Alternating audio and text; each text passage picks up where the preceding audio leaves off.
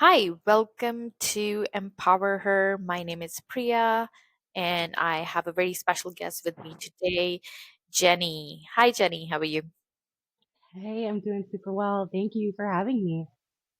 No worries. So, really excited to have Jenny on my podcast today. And before we get into the episode today, I just want to talk a little bit about my podcast and what it's about. So, Empower Her is about women empowerment in different aspects of their lives, whether it's personal, professional, financial, and our purpose of for the podcast is to make women feel empowered by talking to other women leaders and other women from different parts around the world, and where they can come and share their experiences and we can learn from it.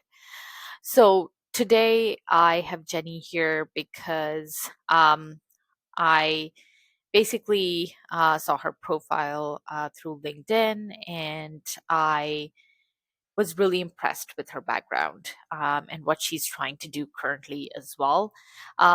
So, Jenny, I'll hand it over to you to give a quick background about yourself and then Yeah. also about your current business. Yeah. Uh, Thank you so much. I was so stoked when you reached out on LinkedIn too. Um, so I'm a holistic financial coach. And a lot of people, when they hear that, they're like, okay, I know a financial coach, but like, what's a holistic financial coach? And, you know, there's a lot of different ways to describe that. I'll tell you just generally what I do is I help women and femmes reclaim their financial power. And I do that by helping people heal their emotional patterns and the things that shape their financial life. Mhm. I genuinely believe that when we look at those things and we see why our money habits exist and we release shame, we release self doubt, and then we can rebuild our relationship with wealth and abundance as it fits us. And remembering our definition of abundance and really leaning into those things is how we accomplish that. So that's generally what I do. A little bit of my background. Previously a financial advisor. Before that, I was a consultant to financial advisors. So I've been in the industry for a minute and around the industry for a minute. I have felt called to this work for a while now and Mhm. officially launched my own practice just in January this year. So very Awesome. excited. Yeah. Awesome. Thank you. And then, can you share with the audience what's the name of the practice, and Oh, then if they needed to, how they yeah. can find you or contact you as well? Absolutely. So Untamed Abundance is the name of my practice. And you can just visit untamedabundance.com and you can schedule a consultation there. Um, you can also check out, I have Instagram, Facebook, and LinkedIn and link trees from there. I also have Eventbrite page for my workshops and things like that as well. Awesome. Okay, so let's get into it today. So, obviously, you have a very impressive background, but I'm just curious on when did you basically realize that that you wanted to get into the financial services industry. And, what was that breaking point where maybe, you felt that, oh, like maybe I need to change something on how women are being served when it Yeah. comes to financial services? So, um, I started doing a lot of research for myself because there's a lot of stigma, I feel like, about going to a financial advisor or investing, all these different things. And I am a chronic DIYer. So I was like, okay, I'm just going to, if I am too nervous to go to this other place, I'm going to start finding the resources that are for me. In that avenue, I started having trouble finding the resources that were for me.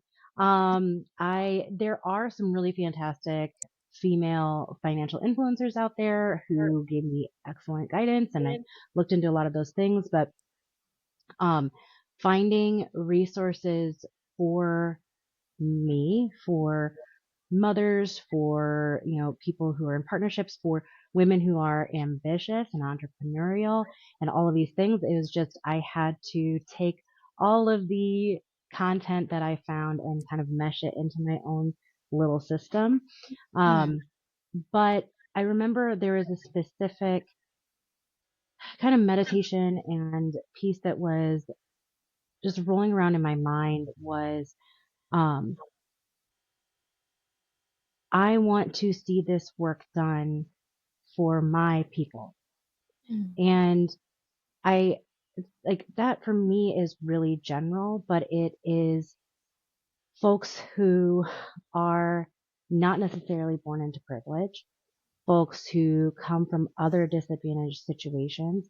In my case, it was growing up with a special needs younger sister and then being queer and then like all of these like things I pulled together and I'm like, I I don't see help for me. And so um I mentioned offhanded to eventually did get a financial advisor. I mentioned it to her and I go, sometimes I just want to get my licensures and do this for my people. And she was like, be careful saying stuff like that to me because I'll recruit you. I was like, okay. And at the time, my youngest was 5 months old. I was like, I have a 5 month old. Not today. Maybe tomorrow. We will consider a career change later. mm, mm, But that statement really stuck with me. And throughout all of the pieces and as kiddo grew, as all these things, it stuck. And as I really dove into it, um, I realized that what I was wanting to do was deeper than investing or insurance or any of those pieces. It was addressing the things that I had to heal in mm, order to find my abundance again. And it is uncovering those patterns and looking at those things. And I was realizing that so often people would be told to save, people would be told to, like use the envelope system, whatever it might be, but they weren't addressing the core issues that were keeping them in the cycles. mm, And so it was a trajectory. Like I had to really come back to this, mm, and finally embrace it. But that's how I got there. absolutely. And then when it comes to women and women taking control of their wealth, of their finances, I think one of the really important pieces is unlearning a lot of stuff that we have already gathered from our like childhood or Yeah. from society or from our friends, colleagues, everything Mm, around us. hmm. um, and I think that's one of the most challenging parts. But I just wonder, because obviously you have been talking to a lot of women about this, what have you noticed is the most um, influential things that women have learned about money or wealth, which they need to unlearn, maybe? Yeah. Um, so this is so layered and it's a little nuanced. I will say that um, while every woman who comes to me has her own story, there's usually some common thread. And there are these narratives, like I hear a lot of like, I'm just not good with money, or I have a spending problem, or math was not my subject. It's usually told in this specific, like, humorous, Mhm, laughing, like jokingly self-deprecating way mhm, where mhm, they're like, I'm just not good with money. I have a shopping problem. Like, don't give me a credit mhm, card. And I'm like, mhm, okay, like let's back it up because I feel like that's mhm, deeper and that's mhm, cutting deeper than you're fully acknowledging. mhm, And this is something that like, for me, like, a millennial, like I was around, movies like Clueless, things like where like we were fed this idea that mhm, women's shopping is frivolous, mhm, that the things that we want are lower from a moral perspective and a priority perspective. And that we just don't know. Like we just don't know, right? And, of course, like Legally Blonde was huge for me because like you could be all this, but you could still be, a genius, right? Anyway, um, in all of these pieces, like women have taken on these narratives as part of an identity, right? Of part of a way. And what lies underneath that, honestly, and this might be triggering for some people, is guilt and shame. And what's lying underneath that is this idea that we've been fed that we are not enough. So then when we seek through a consumerist system, when we seek to have enough and to be enough and to look enough to all of the enough, then we have somehow been careless and frivolous and, a poor steward of our resources when we are kept in this cycle of you are not enough. And so you must find enough and become enough. And now that you have done all of these things, now you did too much. And now you must feel shame for simultaneously not being enough and having done and been too much. And so that all comes together in women keeping it high level and going, I'm just not good with money. I have a spending problem. And I'm like, hey, actually, you've internalized a lot of stuff. Let's look at what's really happening. And, and that can be really challenging. That can be really challenging. Usually the folks who find me are ready to challenge those beliefs. But yeah. Yeah, I feel like that's a very valid point that you put in that yeah, I do hear a lot of women just saying that and I've done that myself. Yes. Initially I would say like, oh, like yeah, like I'm just not a math person, like I'm not good with numbers. Just things like that. And yeah, when you reflect on it, like, oh, like where did that belief Right. come from? And it's like, oh, Right. like, I heard it from other women, or maybe, through a Yeah. movie, or TV shows or whatever. Mm-hmm. um Yeah. and yeah, and then it's just um it's also thought of it as like an inborn skill, Mm. that it needs to be, which it's not. You can No. learn it. No. And that's like, Yes. that's also like a very common myth about money, that, oh, like, that is something that you already need to have, like you Yeah. can't really learn it. So I think that like with any skill that we can learn, like there are people who have a talent for it, right? mhm, Like I personally am a huge data nerd. I can make data tell a story.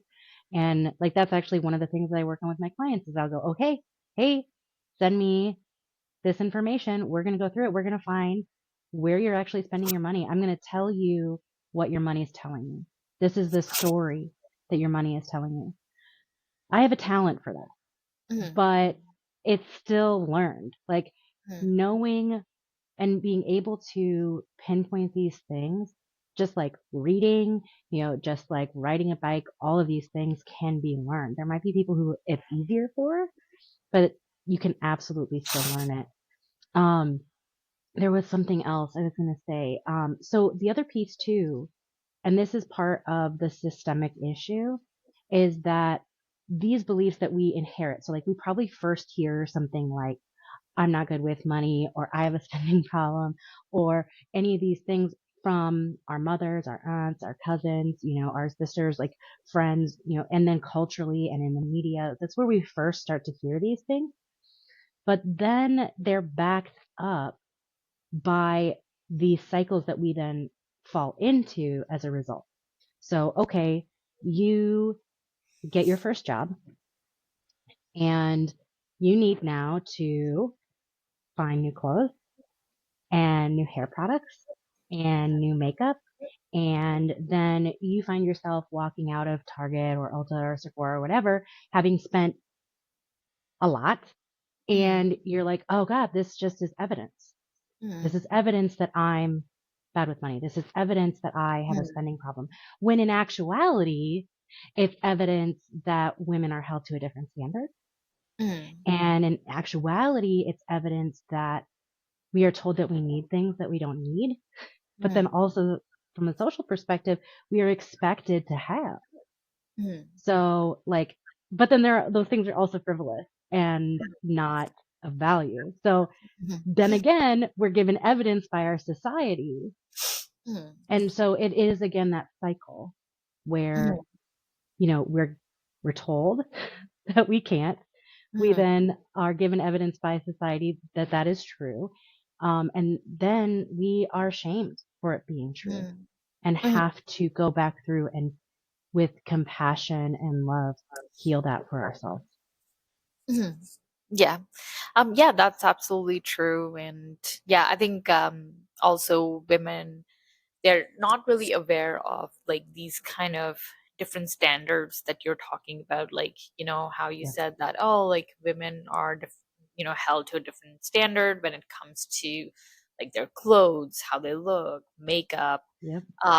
And a lot of people would say like, oh, like, you don't really need to wear makeup or expensive makeup, or like, Yep. expensive clothes, things like that, which is yeah, which is kind of obviously a little bit easy to say, but it's Yes. now like there are a lot of studies that are coming out that actually prove that Yep. women, they tend to get promoted more, they get to get hired more through Yep. interviews if if they're wearing more makeup or like wearing expensive clothes, things like that. Hmm. So which is compared to men, that's obviously not their they're not really Yeah. held to the same standard. So yeah, I think these things are really important to see, because a lot of women, they go into like kind of like a self-doubt kind of a loop where they're like, oh, okay, yeah, maybe, yeah, maybe like that's something that is kind of my fault. And that's where like a lot of guilt or shame comes in. Yeah. Um, and then, yeah, I think a lot of people also don't realize like, um, when it comes to, spending, um, it's just a lot of good marketing that also, Yes.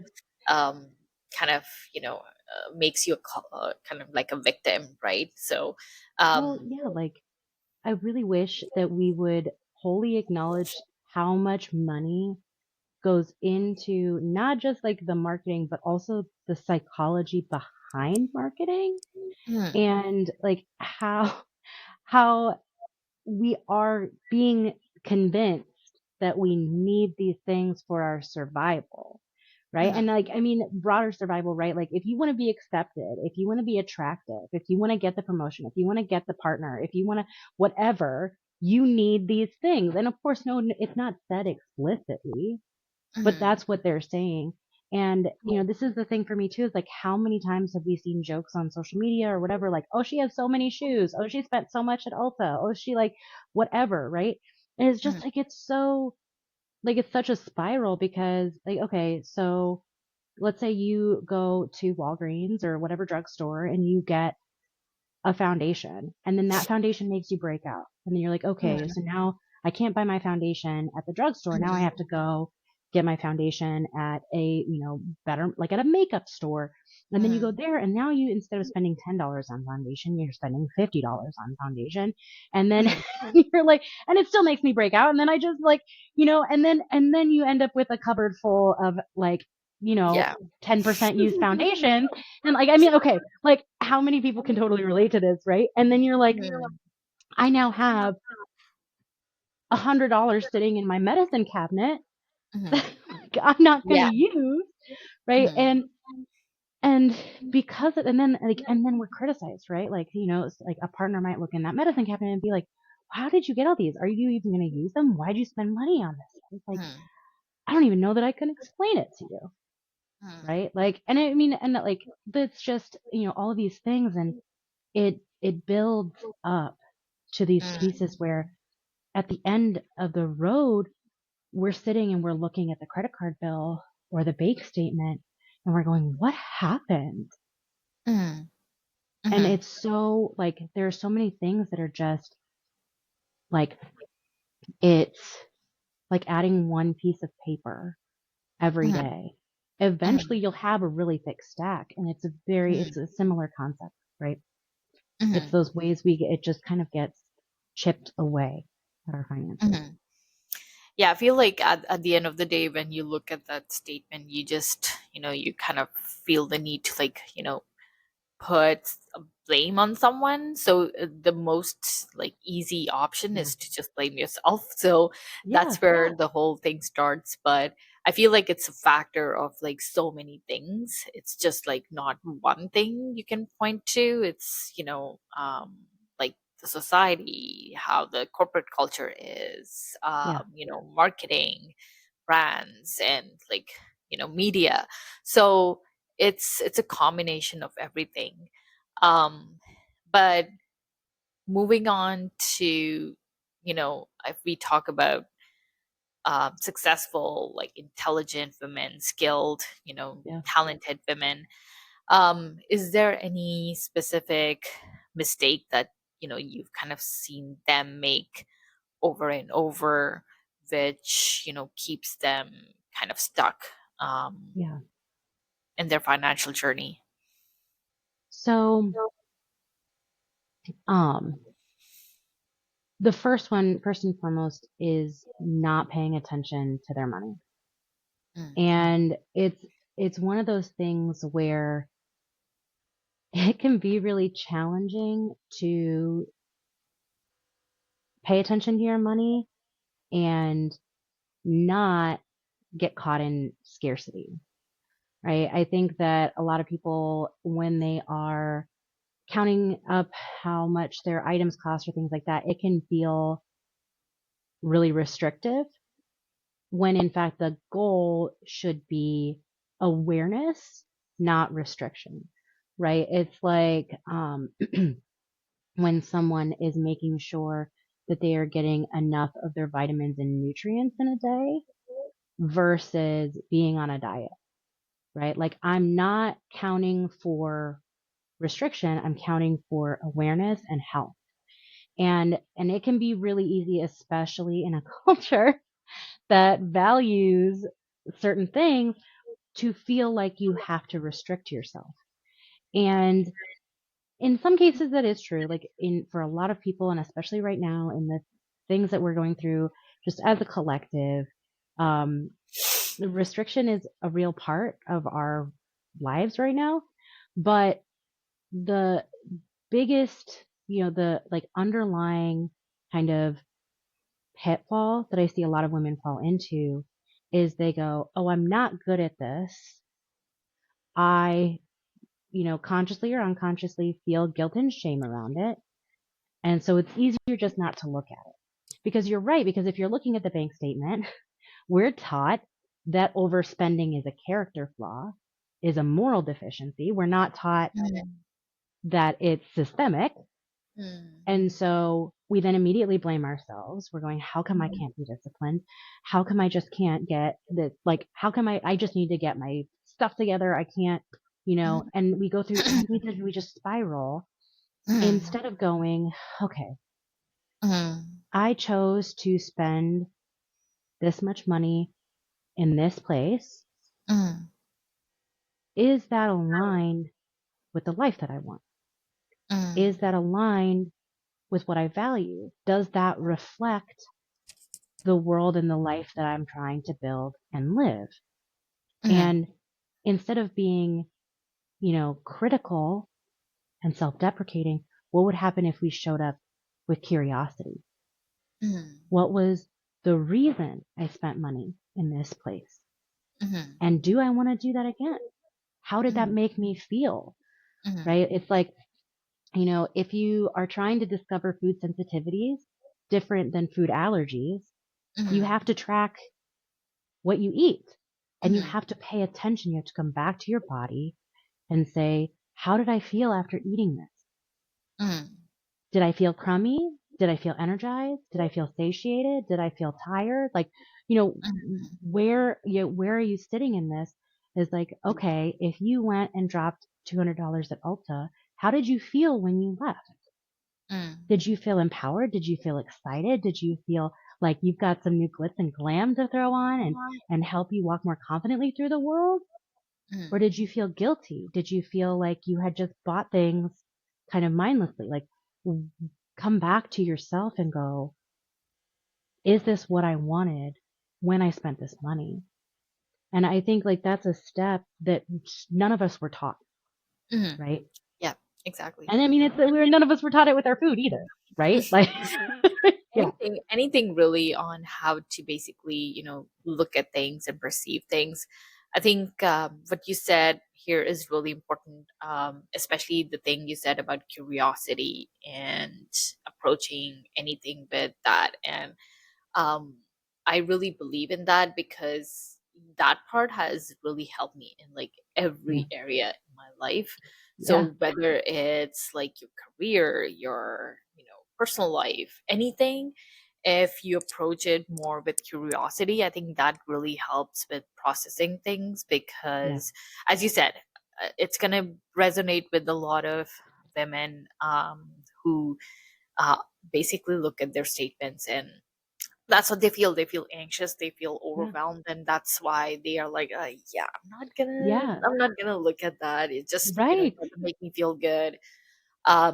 And that's a very common thing, and that's kind of what is, I feel like, hurting the most, because we don't know how to basically deal with that. And um yeah, I yeah, think one way, as you said, is to basically approach with curiosity, and then just I think someone, I was reading in a book where they basically said that, like, think of yourself as like a scientist instead of mm, like what you're thinking right now.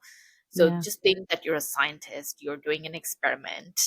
And what do they do? If they're running like any kind of study, they do things, they look at things, they look at the results and then make yeah, adjustments, and they just, look at it with curiosity and see like, oh, what's working, what's not working, why is it not working, things like that, instead of like, looking at with a lot of emotions. yeah, And that's how you basically, come up with a lot of stuff. right. So yeah, I think so that's a really good approach. And this is one thing that, um, from like the emotional piece that I feel like a lot of people aren't talking about is, you're allowed to feel the crummy stuff. Like Mhm, you're allowed to feel that. And I think so often we're like even to other women, we're like, stop feeling guilty, stop feeling ashamed, stop, stop, stop, stop. And it's like, okay, does that actually help me process the feeling? mhm, Right. And look, the guilt and shame is bullshit. Like, mhm, like if I apologize, I don't know if I can swear, but like you mhm, could bleep me out or something. But like it's BS. Like you don't need to feel it, but if you are, hold it, feel mhm, it, like acknowledge it, because the more you push it away, mhm, mhm, the less you're dealing with it and the mhm, harder it becomes to heal, right? You know, when we have a wound, we don't just cover it up, mhm, right? Just covering it up. I mean, okay, maybe eventually it'll like heal itself, like, mhm, but it's going to take longer and it's going to be more painful. And you're mhm, going to have to be aware that that's there for mhm, longer. mhm, But if you just treat it, if you say, oh, hey, this is the wound, this hurts. Okay, that sucks. What medicine does this need? Right? And in the case of guilt, it's okay, why do I feel guilty? It's meeting it with that curiosity, right? In that case, you mhm, know, mhm, and I'm going to say this too, is that feeling it does suck, right? Like, like mhm, I'm not going to say like, just feel your feelings. Like, no, it's hard.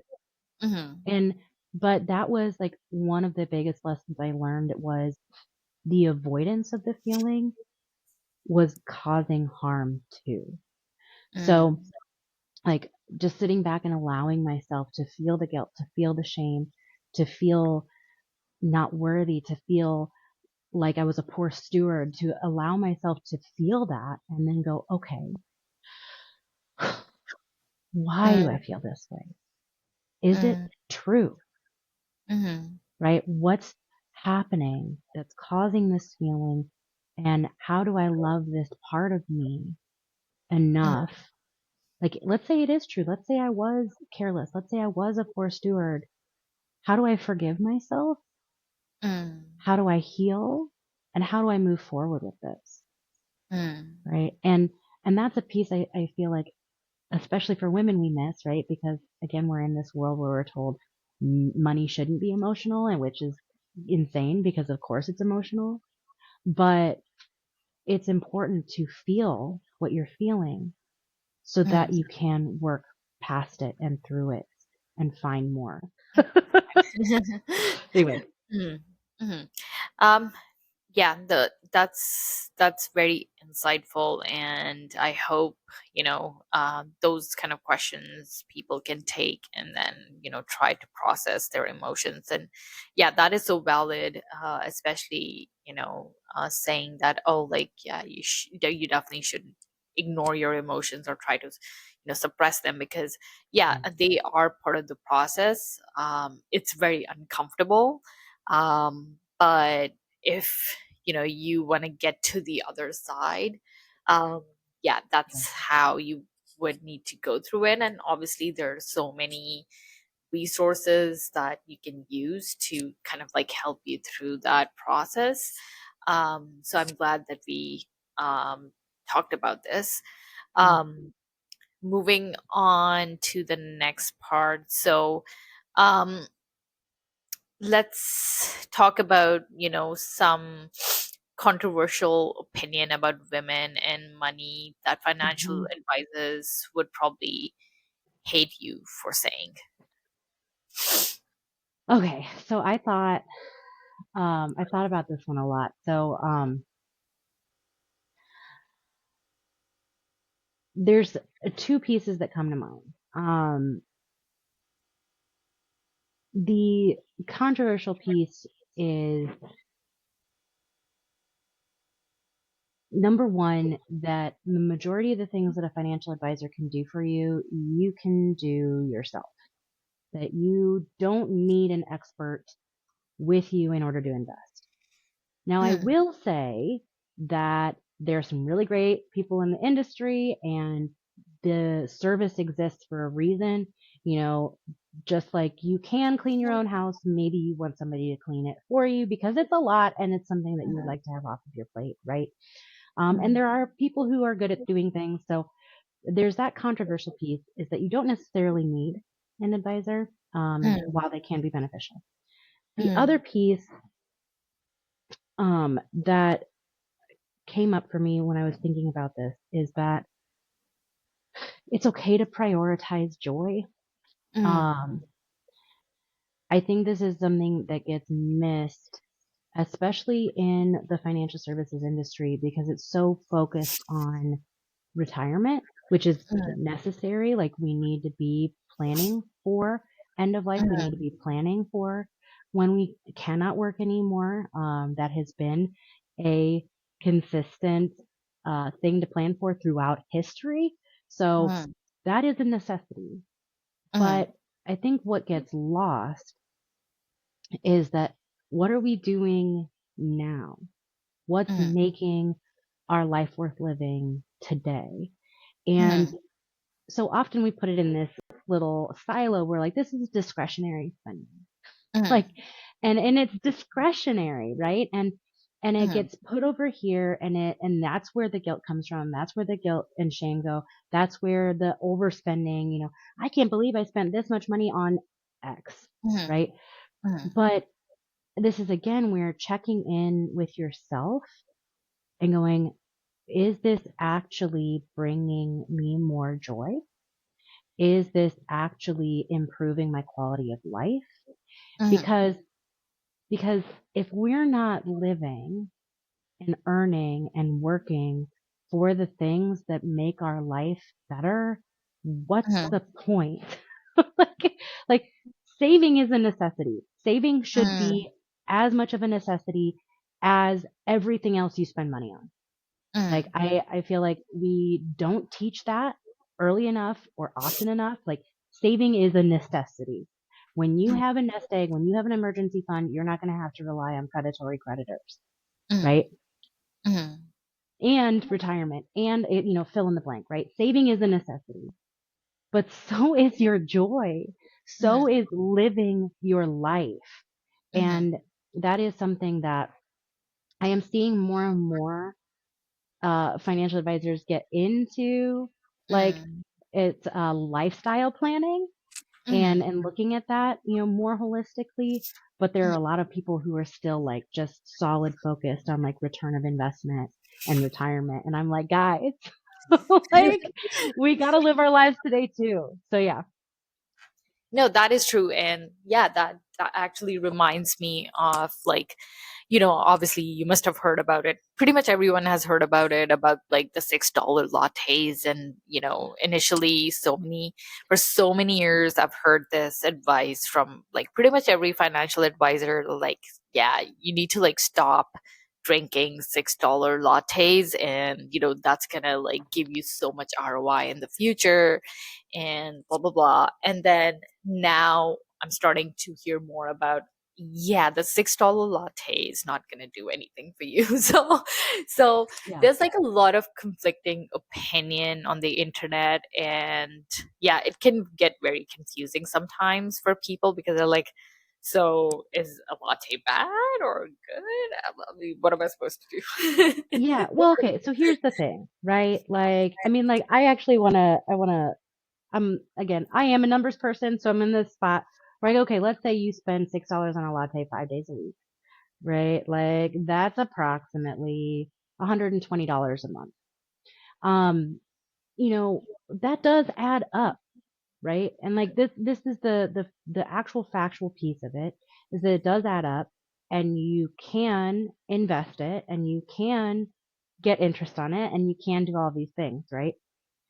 But if you are a neurospicy individual who is just raw dogging life and like trying to get through the day, maybe that $6 latte is the dopamine that you need to go earn your whole paycheck, Mhm, right?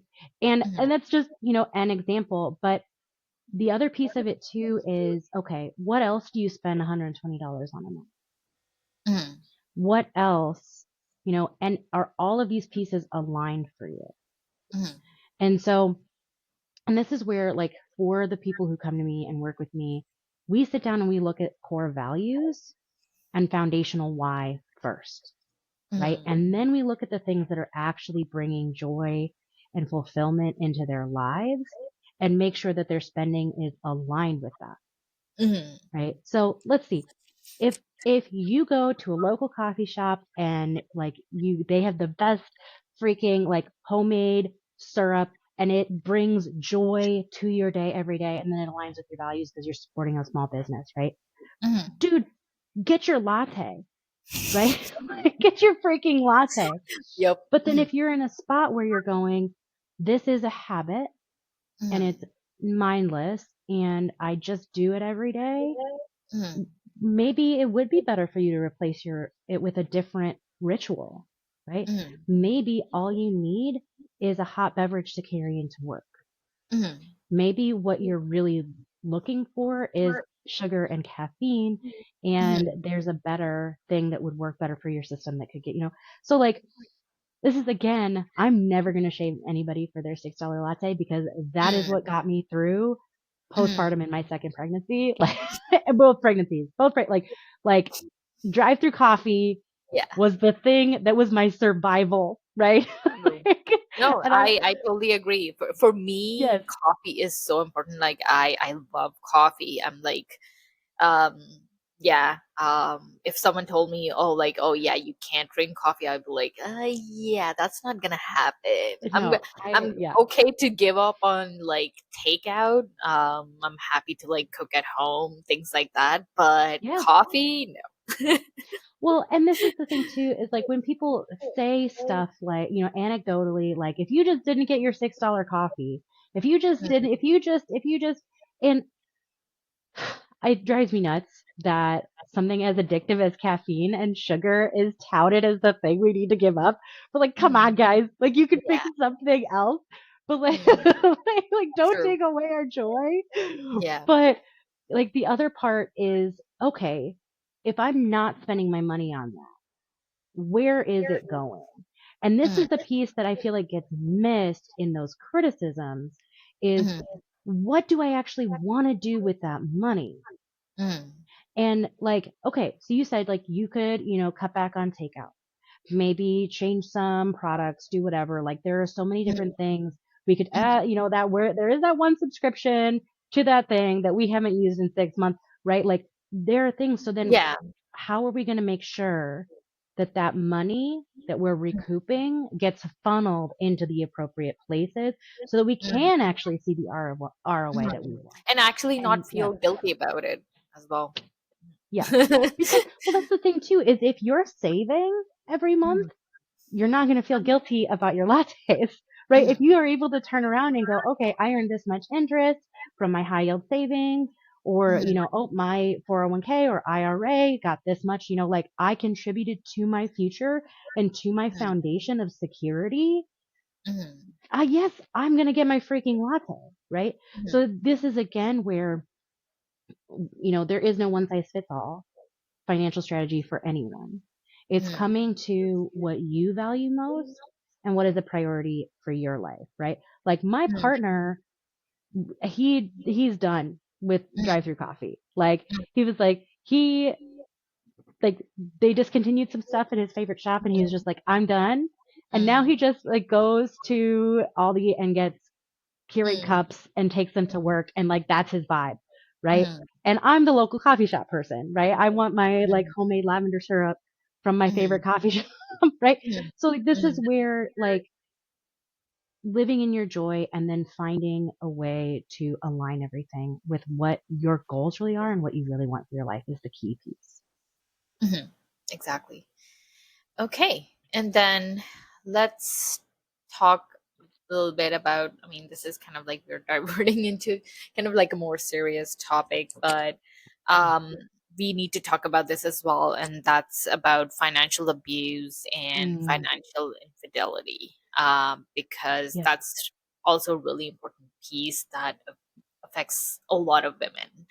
Um, but I just wanted to know from kind of, your experience on how can women basically spot any kind of like early warning signs, Mm-hmm. so that it's not compromised in the future for them.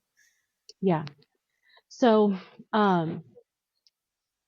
this one, it is a more serious, challenging topic. I'm a survivor of this myself, so it's deeply personal for me, and helping people navigate it is really important.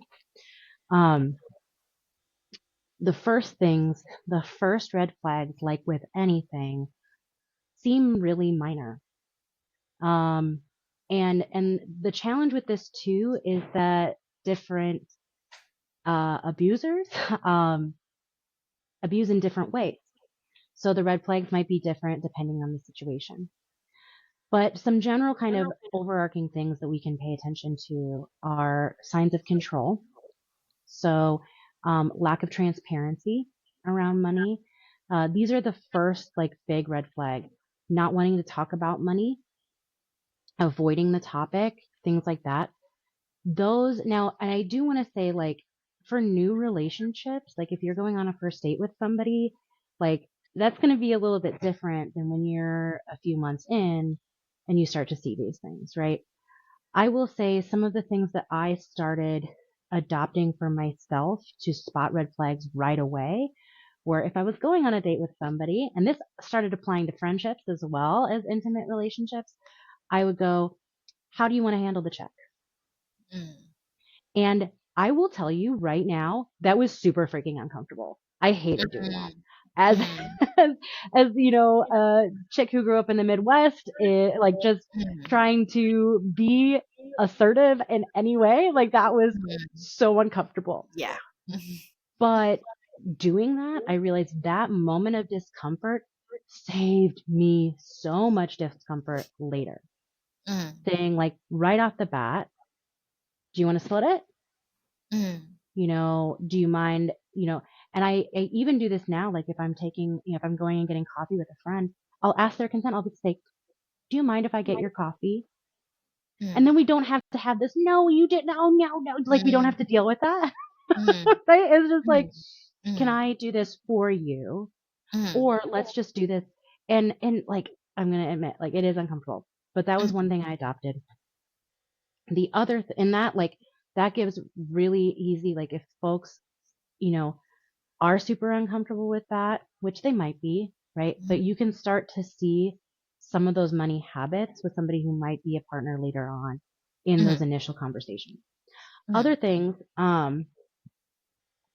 when you're actively in a relationship and you're experiencing things, um, it's those things that you see and brush off. Mm. So like, where did that come from? Or that's a that's something in the mail that I wasn't expecting to see. That's a return address that doesn't make sense. It's those kinds of things that you see and brush off, like stop brushing them off. Pay Mm. attention to them. Mm. Um, the other tool, and this was the tool that was used on me, was shame, right? Mm. Why are you spending your money that way? Why are like I can't believe you spent that much money on this. Things that I knew that I had the money for, that I knew were bringing me joy, that I was being absolutely healthy and practicing healthy habits, but was still being chastised for my choices. Mm. And that dove into greater control, more guilt, more shame, and then like, and then, the continued lack of transparency and things like that. Other signs, to look out for, and this is where things can really start to get challenging. If somebody wants you to use your credit card for something that is for them, if somebody wants you to cash a check for them, if somebody is coming into money but you need to deposit the check, if like I have seen and have loved ones in my life who have experienced situations where they have been, um, a victim of fraud but not committing it, and just all of Mm. these things. And you know the challenge in this, and this is like the key piece of advice that I would give to anyone, is, and it can be really challenging if you're not used to doing this, but to trust your gut. Like, Mm. if this does not feel right, if Mm. you are uncomfortable with it, it's okay to say that. And, Mm. this is where, like, when we get into bigger conversations with our partners about money and about sharing and about, transparency and healing and all of those pieces, being able to openly say, this makes me uncomfortable, I'd rather do something else, is the first step. And seeing how your partner reacts to that is huge. And it doesn't have to be an intimate partner. It can be friend. It can be a coworker. Like there's so many ways to fall victim of this, but like going, hey, you know what? I'm not comfortable with that. Um, like you can even say like, that might be my issue, right? Like, I'm not going to lie. Like I might be dealing with my own trauma, but like, I'm not comfortable with that. And then seeing what the reaction is, because someone who like is genuinely like maybe like trying to figure out a solution to a problem, or like, hey, like maybe we should like just all Venmo you later if you've got this, whatever. If you're like, I'm not comfortable with that, the reaction of like, oh shoot, I'm sorry, I don't want to make you uncomfortable, let's find another solution. Or is it a different reaction? Um, Another thing too, and this is where I'm gonna say like right off the bat for women again, paying attention to your money. Um, Again, we are given shame, we are given guilt, we are given all these pieces. And then when we look at the statements and we don't know where things go, and it gets confusing and it gets overwhelming and then you're overstimulated and it can be so challenging. But if you know where your money's going, it's so much easier to spot discrepancies. So if you're sharing your money with someone else and you're noticing that the balance doesn't look like it should often, start really paying attention to your money.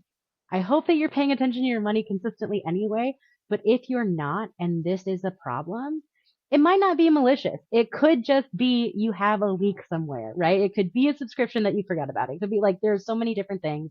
It could be, but knowing is how you spot those things. I had a friend who um checked in to her bank account and found $5,000 had gone missing. And it was financial abuse and it was a really challenging situation.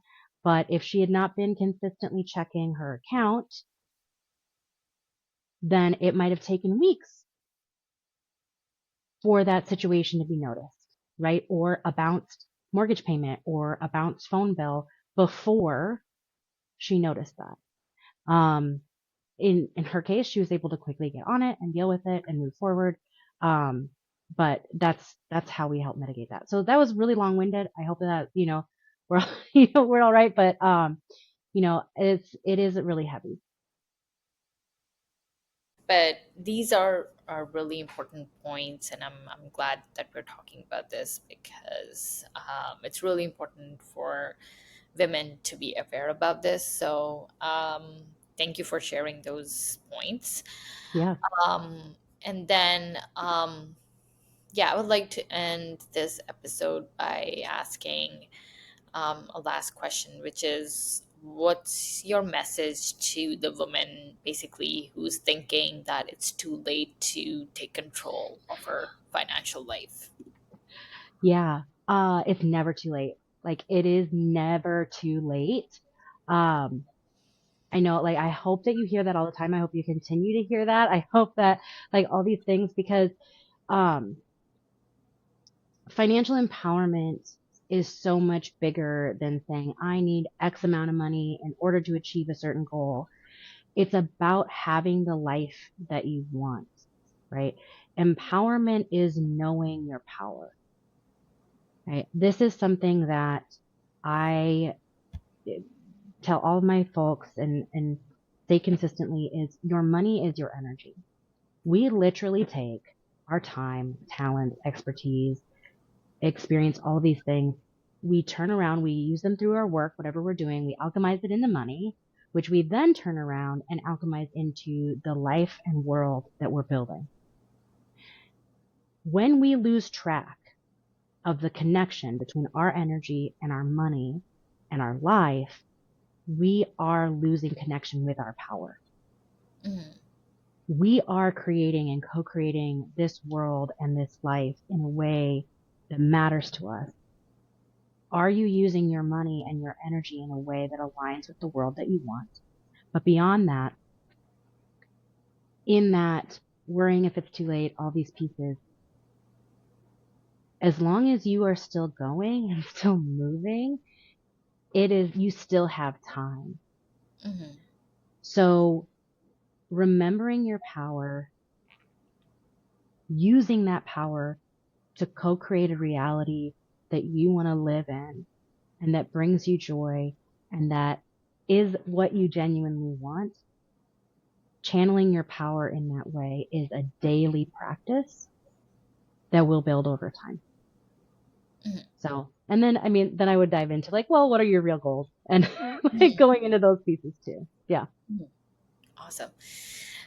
Thank you so much for coming Yeah. on today. This was such an insightful and such a resourceful episode.